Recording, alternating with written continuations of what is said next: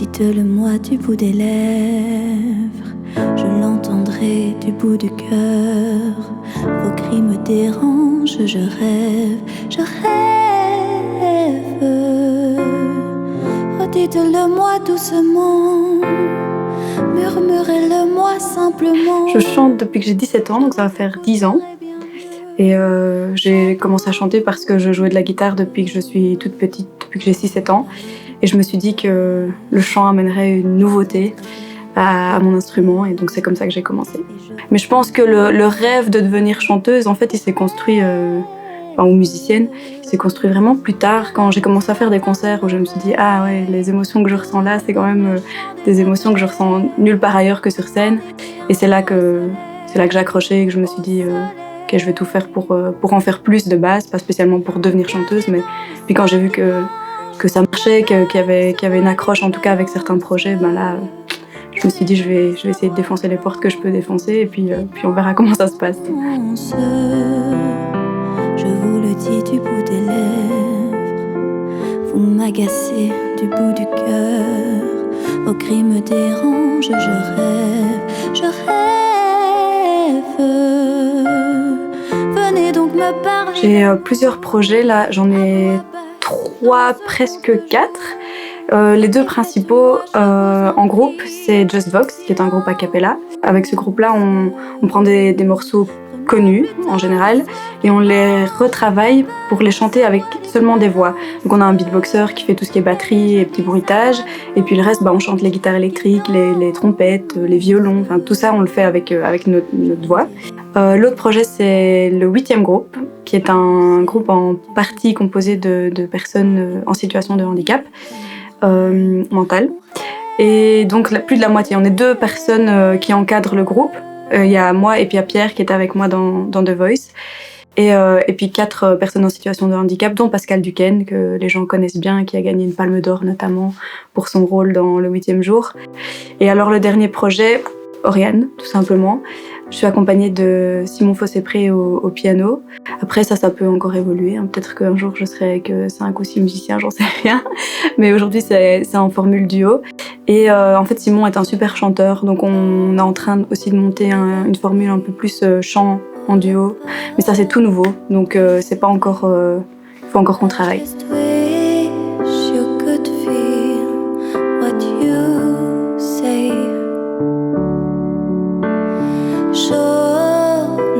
Je pense que quand on est chanteur ou chanteuse, on a un petit rôle quand même. On peut transmettre des choses, des émotions. Moi, je pense qu'effectivement, quand je réfléchis à ce que j'ai envie de transmettre aux gens et en termes d'émotions ou de valeurs, j'ai envie que ça soit... Je pense que ma manière de chanter me rend proche des gens. Je pense que c'est vraiment ce qui ressort quand je fais un concert, c'est que c'est accessible, ça parle, c'est intime, ça évoque des émotions.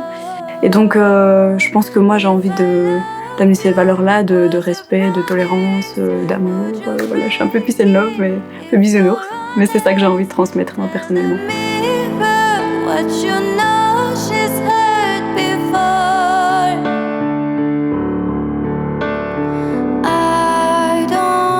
La musique qui m'inspire, c'est la musique qui me procure des émotions. C'est un peu, en fait, celle que je décide de chanter aussi, c'est la musique qui fait quelque chose au cœur. Mais après, la musique qui procure des émotions, il y a tellement de choses. Je peux être attirée autant par un morceau très rock ou un vieux morceau de Queen dans un album qui a pas spécialement été le hit de Queen, ou alors je peux écouter de la pop, de la country. J'ai vécu un an aux États-Unis, j'ai été un peu baignée dans la country, et j'ai vraiment découvert cet univers là-bas, parce qu'ici on n'en écoute pas du tout.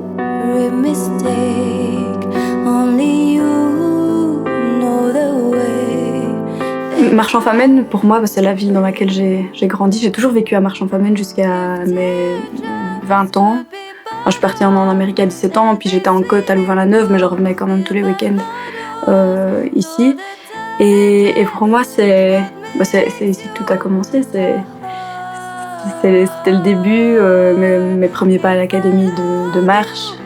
En guitare. Et quand je reviens, quand j'ai des concerts ici, je suis beaucoup plus stressée qu'ailleurs, parce que je sais que les gens me connaissent un peu, Et puis souvent, je vois toutes les têtes connues, mes amis, ma famille.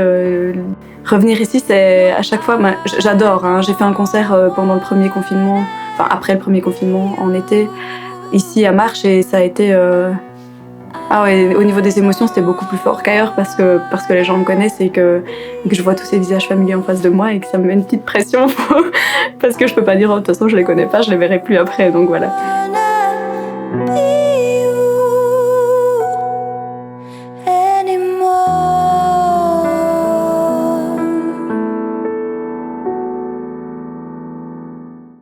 Aujourd'hui, quand on est artiste, en tout cas quand on n'est pas suivi par une maison de disques ou par toute une équipe, en fait, faut savoir tout faire. Faut être chanteur ou artiste ou musicien. Le mieux, c'est quand même de maîtriser au moins un instrument ou deux pour pouvoir se débrouiller au niveau des compositions, au niveau des arrangements. Puis après, il faut pouvoir communiquer sur les réseaux sociaux. Communiquer à la presse, essayer de se faire voir, c'est vraiment pas évident. Je pense qu'il faut savoir un peu tout faire et que la plupart apprennent sur le terrain. Moi, j'ai eu de la chance de faire des études de journalisme qui m'ont quand même appris quelques petits trucs au niveau de la com. Mais ça reste aujourd'hui une voie qui demande d'apprendre par soi-même beaucoup de choses. Mais c'est super enrichissant aussi. Moi ça me plaît parce que j'aime pas la routine et j'aime bien faire plein de choses en même temps. Avec tous les projets que j'ai, ça me permet de vivre la musique de toutes les manières possibles en fait. Mais c'est vrai que c'est pas évident.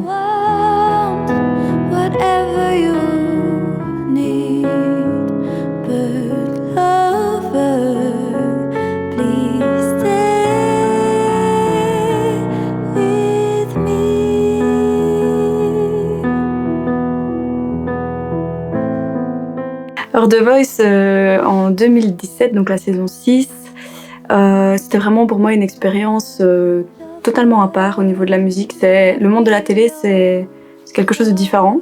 C'est pas comme faire des scènes devant un public. D'ailleurs, il y avait un public à cette année-là, et pas de corona, donc on avait droit à un public. Mais je me souviens pas spécialement du public en fait, ce qui est très paradoxal. Je pense que le public me rassurait alors que d'habitude en concert c'est le public qui donne l'adrénaline. Là c'était plutôt le côté ok, on a la maison, on est sur scène avec un public, ça va, ça normalisait un peu les choses parce qu'en fait The Voice c'est de la télé, donc il y a les caméras et c'est une expérience super enrichissante à ce niveau-là parce que peut-être qu'en tant qu'artiste peut-être que je serais amenée de nouveau à faire des petits plateaux ou j'en sais rien. Donc voilà, c'était en 2017. J'ai été en finale avec Pierre qui était donc en duo avec moi. Je n'étais pas toute seule et j'en garde que du positif.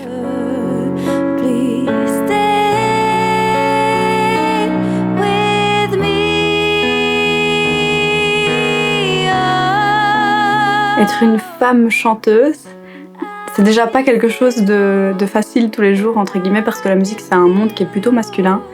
Il y a autant de chanteuses que de chanteurs, sûrement, j'en sais rien, j'ai pas les chiffres, mais les gens qu'on côtoie au quotidien, c'est plutôt un univers masculin, et donc parfois, c'est pas évident de se faire sa place, c'est pas évident de se faire respecter ou de se faire entendre. J'ai déjà eu des petites expériences où j'étais amenée, par exemple, à être la personne du groupe ou d'une ASBL à venir avec les techniciens et dire ce qu'il fallait pour le concert et on m'écoute pas trop, on me demande plutôt il y a quoi comme instrument alors que j'ai fait le travail qu'il fallait en amont, mais voilà, je pense que ça c'est parce que je suis une fille et que je suis jeune.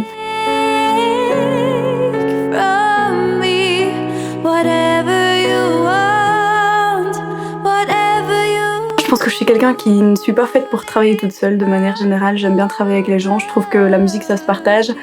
Alors oui, quand on est sur scène, on le partage d'office avec le public, mais il y a tout ce qu'il y a à côté. Il n'y a pas que les concerts, il y a toutes les répètes, tout le travail avant de faire un concert. Et je préfère vraiment le partager avec d'autres artistes.